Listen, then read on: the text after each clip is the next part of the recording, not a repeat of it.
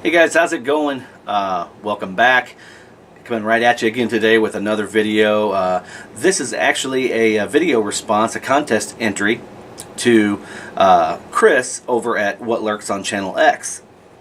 Chris is having a 200 subs contest, and Chris has a great channel. Always watches and tries to comment on my videos, which I appreciate, Chris.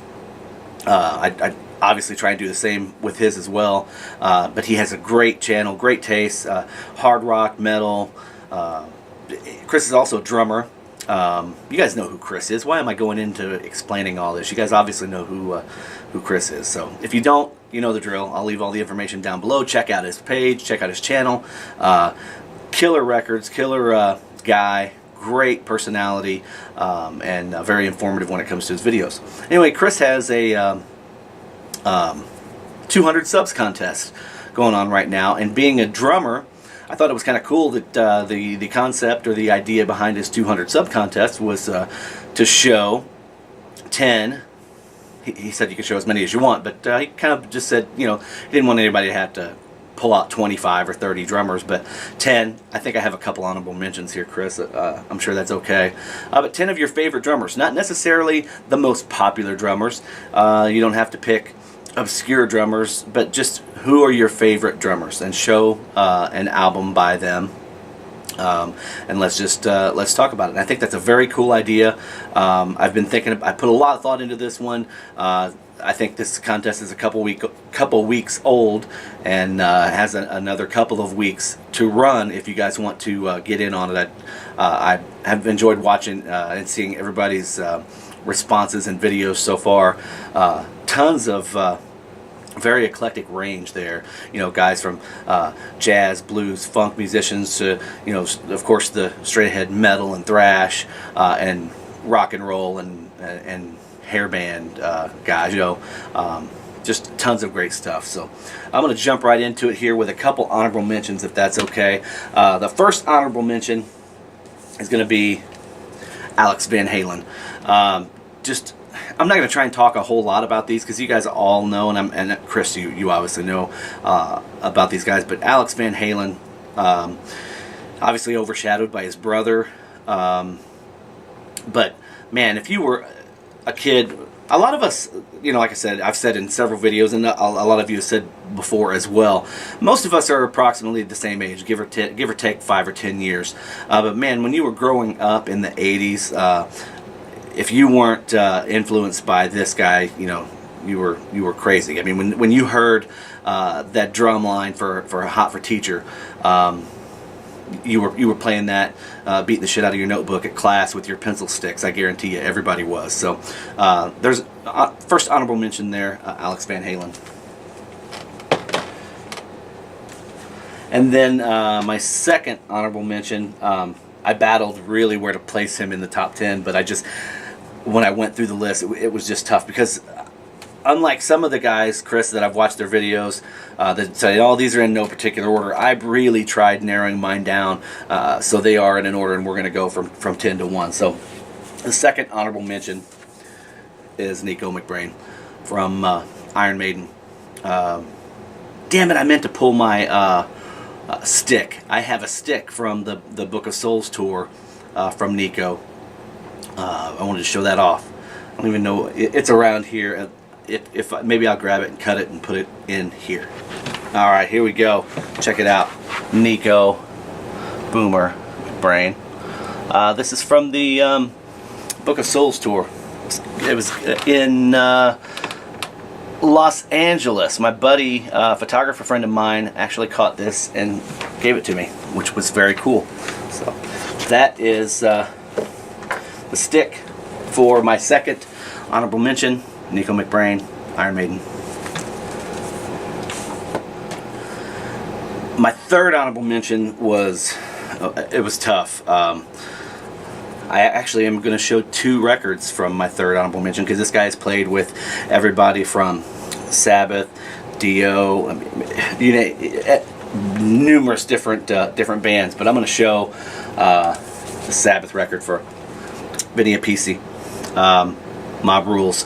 I think Vinny played on Mob Rules and Live Evil, and then played some live stuff. But as far as the recordings, Vinny was on Mob Rules, which is a killer kick-ass record. Vinny is amazing, and then he also played on Dio's Holy Diver, and as well as others, but you'll show that one as well. But Vinny Appice is my third and last honorable mention.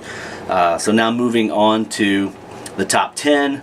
No top 10 would be complete, especially in a Chris Hansen contest, without Mr. Anthrax himself, Charlie Benante. I know I've shown this record a bunch. Chris, you say you're almost tired of showing the record, but none of us get tired of seeing the record, because every time we see it, I think probably half of us go grab it and put it on. What an amazing record. I can't remember 100% whether my sister, if this was the first record. I'm pretty sure this was the first record that she turned me on to. It was actually a cassette tape that she had that I had either stolen or borrowed or whatever. It was either this or Attack of the Killer Bees. I'm not 100% sure, but Charlie, again, another one of those underrated drummers when it comes to the thrash and metal genre. Just a killer, absolutely killer drummer, and I don't need to tell Chris how great Charlie is. And I don't have to tell any of you guys how great Charlie is as well. What number are we on? 9. Okay, number 9 is another one that I had to give it to two guys. It was a tie. It was a two-way tie, and you'll see why here. I was originally going to pick Artemis Pyle from Lynyrd Skynyrd, but when I really dug into their catalog, I mean, and I love everything that Artemis did, I got to thinking, you know, I probably like the other guy's stuff, Bob Burns, who was the drummer on the first two records, a little bit better. So, but I still couldn't take anything away from Artemis. So my number 9 is Artemis Pyle. It's a two-way tie between Artemis and Bob Burns. Bob unfortunately had to leave the band in 1974 just after recording Second Helping due to health issues, and that's when Artemis stepped in. But that's my number 9, Artemis Pyle and Bob Burns from Lynyrd Skynyrd. Number 8. Number 8 is one of those guys that I believe is on everybody's list so far. Maybe there was only one person that didn't show Tommy Lee from Motley Crue. Again, being a child growing up in the 80s, one of those 80s hair band guys, I'm a sucker for all that stuff, and Tommy Lee was at the forefront of 80s drummers, rock and roll drummers. If you were a rock and roll drummer in the 80s, you wanted to be Tommy Lee, and that's my number 8 pick. Tommy Lee from Motley Crue. Let's see, moving on. Number 7 needs no introduction. The king, the man, Dave Lombardo, Slayer. I was digging through trying to figure which record I was going to show, and I had almost forgotten that he wasn't even on Divine Intervention. So I went back and I'm like, okay, well, everybody's showing South of Heaven, but I thought this would be the one I want to show. I love this picture on the back. Killer. That just sums up rock and roll party right there. So that is number 7 on my list of my all-time favorite drummers is Dave Lombardo from Slayer. Moving on to 6. Now we're getting to the nitty-gritty here. Let's jump in with Bonzo, John Bonham, Led Zeppelin 2. I decided to show Led Zeppelin 2 because it is personally my favorite album by Zeppelin. I know so many people will pick something else, but Led Zeppelin 2 for me is where the money's at. Even though I'm not a huge fan of Moby Dick, the drum solos just kind of tended to drag on a little bit too much for me back in the day, but I still pick this record. It's still a great record, and Bonzo's still one of the best drummers that ever lived. And I think even Chris said just he would love to see what John could have done on a modern day drum kit, and I think that's exactly right. I mean, you touched on it perfectly. He was one of, if not the best. John Bonham, Led Zeppelin. Number 5 is going to be a little bit different. I need to explain this just a little bit because I know, Chris, you understand what a session player is, but some people may not know what a session player is. Everybody probably thinks that the guys that are on the album cover, or even if it's just a solo artist, they think maybe their band goes in and records. Well, that's not the case. Primarily for solo artists in particular, some bands even did it, unfortunately, but for solo artists in particular, the label or producer, 9 times out of 10 it was probably the producer, would hire session musicians. These guys are the behind-the-scenes guys that never really get any love or any FaceTime, you know, in the music videos or go out on tour. These guys they put in their day and draw their paycheck from being living studio musicians. They go in and out of the studio every day or every night, depending on when you're recording the sessions being taken place. And being a huge country music fan, especially in the late 80s, throughout the 90s, this guy that I'm going to show is the best, hands down the best.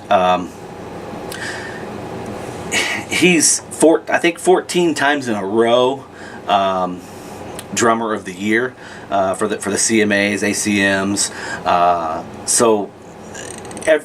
I'm a fan, like a lot of you guys, I am a fan of the physical form of music. When I say that, I mean I love being able to look at, you know, touch, feel, smell, you know, read. I take in all forms of the physical form of music. I take it all in, from the gatefold, the lyrics, the liner notes, the art, the everything. I just love it, and being that's kind of the way I consumed my music all throughout my growing up. I think that's why we still do it. That's why we are all so attracted to this physical form of music and the vinyl records, or whether you collect vinyl or CDs or whatever format you collect, cassettes, 8 tracks. There's something about that physical form of music, that ownership and that pride of being able to pick something up and look at it. So with that long-winded explanation, I would have my CDs back in the day, and every CD I would get, I would just go through the liner notes, and every country record, I'm not shitting you, every country record I got, this man played on. And he is the best. And it's obviously not Rodney Crowell, but I chose to show this Rodney Crowell record because this is the first one that popped into my mind. The drummer I'm speaking of at number 5 is Eddie Bayers, Nashville's, not just Nashville's finest. This guy is one of the finest drummers in the world. This guy is a session drummer. He's played on everything you can think of, from all the way through the 80s and into the 90s. Countless numbers of sessions. I think he has 300 or 400 gold records on the wall. It's just unbelievable, this guy. But you want to hear some amazing country drumming, top-notch, stellar, on time. The man is a machine. Eddie Bayers is my guy for number 5. Thanks for sitting through that long-winded explanation, but like I said, some people probably don't understand, you know, when you can't put a picture with the music, you know, you can't put a face with who the guy is. So he's one of those behind-the-scenes guys that I had to give props to, and I hope you will appreciate that, Chris. Number 4, I dicked around too long, and Brother Jared stole my guy, but everybody knew I was going to pick this guy. If you've watched any of my videos, he was going to be in my top 10. You guys are probably surprised he's not number one, but it is Vinnie Paul from Pantera. The guy is, Jared said he's the best fat drummer on the planet, and I will have to second that, Jared. That's awesome. Being a fellow fat dude in the brotherhood of fat dudes, he's a kick-ass. He is the best fat drummer that ever walked the earth.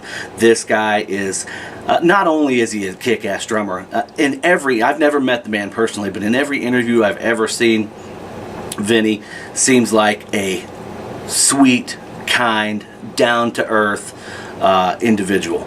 You know, there's never going to be another Pantera, unfortunately, because Dime's gone, but you know, I would love to see them get back and just play one more time, put everything aside and do it, but I don't know that it's ever going to happen. But number 5, and I picked this live record from Vinny and the boys at Pantera, because some guys are just going to kick ass on record or on CD or on tape, but you go see them live and they're sloppy as hell. They're either drunk or they're all doped up. Or Vinny was never that way. This guy is on top of it 24 hours a day, live or in the studio.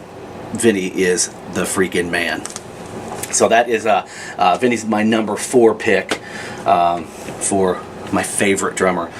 Number 3. This top 3 was tough, but I have to go with, you know, I already showed Vinny Appice, but I'm going to go with another Black Sabbath drummer, Bill Ward. Bill Ward, the craziest thing about Bill Ward, and if you listen to the old Black Sabbath stuff, this man brought jazz, funk, fusion, R&B elements to the band that created heavy metal. It's just listening to him play drums is just an experience in and of itself. The way he would dance around Tony Iommi's riffing, you know, he wouldn't play straight on the beat. He would dance around and put fills in all around Tony, like Iron Man, for example. You know, all those fills and dancing around, and it's basically like drumming gymnastics is probably the way I could best describe it. But Bill Ward, unbelievable, and love anything that he put down on tape. And I chose to show this record because this is an original first press on the olive green, still in shrink, just beautiful. With the poster, I'll even show you guys the poster. I was so stoked to get this. I picked this up in one of those collections recently, but there's the poster. It's nothing really special, but it's cool that it's in there. Has the original Warner Brothers inner sleeve as well, with all the you know, they're trying to hawk their junk, you know, their Warner Brothers junk. But I'll give you a look at the label. It's just that standard, the ugliest label ever made, the lime green Warner Brothers. But I absolutely love this record. It sounds so amazing. I've spun it a couple times since acquiring it, and unfortunately, Diggy, this one is not for sale. Sorry, buddy. But if I run across one or I find a poster, I've got you on the list, dude. Okay, so top 2. Drum roll, please. Not really. Neil Peart. Neil, you guys know about Neil's drumming, but the thing about Neil that is far more and not necessarily important to me, but kind of amazing or mind-blowing, is more than just a drummer. The guy is a phenomenal songwriter. He writes a lot of the songs, and then the band gets in there and he may write all the songs, I'm not sure, but I know he writes a damn good lion's share of them. And then the band gets in there and they will arrange the stuff, but he's the brains behind Rush. When he came in after the press of steel. I think maybe after the first couple of albums, the band took a complete 180 and started seeing instant success with his formula. Not only is he a phenomenal drummer and a songwriter, he's the visual guy behind the band as well. I mean, he does a lot of the graphic designs and elements, and everything comes together, and everything comes through Neil. He's definitely one of rock and roll's geniuses. So there's my number 2 pick, Neil Peart from Rush. And number 1, guys, thanks for tuning in. If you're still here, I appreciate you hanging in there. I tried to make it quick. What are we at? Damn, we're at 15-20 minutes already. Anyway, my number 1 is actually 2 drummers, but it's from the same album. And no, it's not the Allman Brothers. It is Eric Carr and Eric Singer. You guys can laugh about Eric Singer all you want, talk shit about Eric Singer all you want, but I wanted to keep these guys together because on this particular album, both of them are featured. You guys that know Eric Carr know that he passed away just prior to the recording of this album.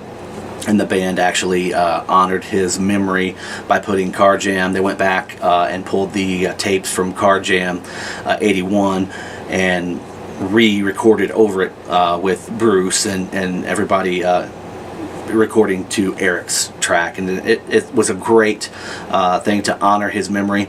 And then Eric Singer stepped right in, and I got to tell you, this guy, he's another guy kind of like Vinnie Paul to me, that it doesn't matter whether it's live or on tape. He is great. He is flawless. And he seems like a cool dude too. And I've met him a couple times, and he's always been super sweet, down to earth. And I absolutely love his drumming. You know, Eric is no stranger to big time, playing with big time bands or big time acts. You know, he played with I think he may have played with Sabbath. Yeah, Sabbath and Alice Cooper. But Eric is a great first-class drummer, but I wanted to get Eric Carr in there because Eric Carr, to me, growing up being as big of a Kiss fan as I was, and then having Eric Singer step in there and kind of fill those shoes with honor and dignity and talent. That's why I had to put him in there as well. So Eric Carr and Eric Singer is my number 1 favorite drummer. Again, Chris, thanks for putting on this contest. It's great, guys. If you're not familiar with Chris's channel, do yourself a favor, click on the link below, go check out Chris, make your own video. I'd love to see what everybody else's entry would be. But Chris, here's to many more subscribers. Thanks for always tuning in to mine, and I'll continue to tune into your videos. Alright guys, thanks for tuning in, take care, peace.